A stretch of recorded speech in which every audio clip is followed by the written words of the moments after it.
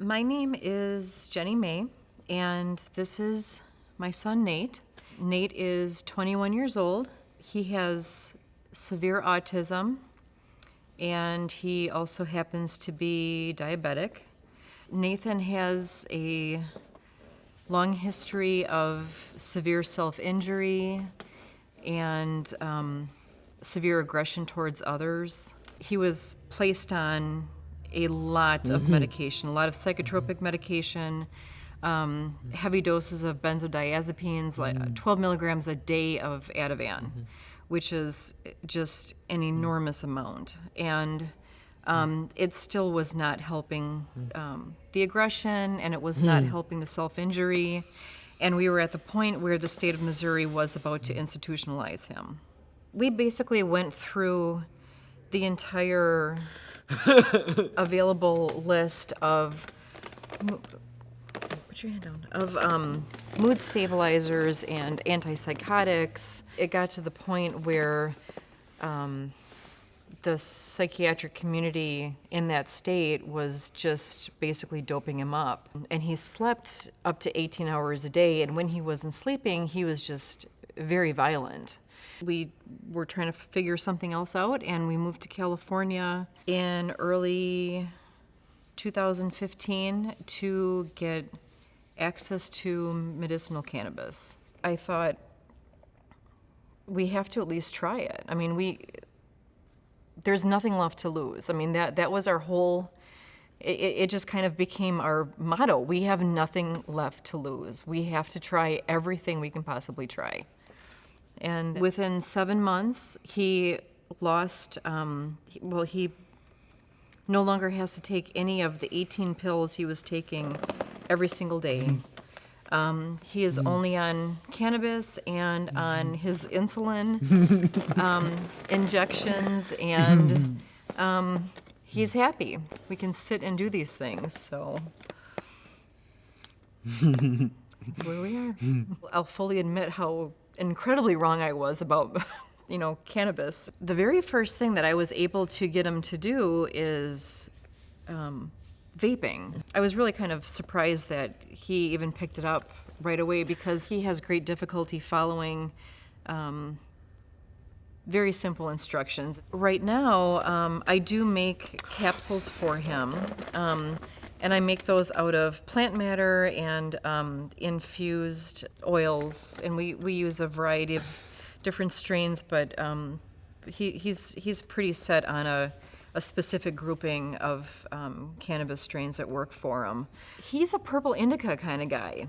Before we tried cannabis, he was having meltdowns basically every single day, punching holes in the walls and injuring other people. And now, it hasn't stopped them completely, but we're going around 3 to 4 months between meltdowns instead of maybe 3 to 4 hours. To me, that's phenomenal, and that's really one of the biggest things that we're getting out of it, is just a happier guy. So it's nice to have him back. It's nice to be able to walk up to my son and right now, quite often, where he'll run up to me and just to give me a kiss. I even have video clips of him running up to me to rip my arm apart. It's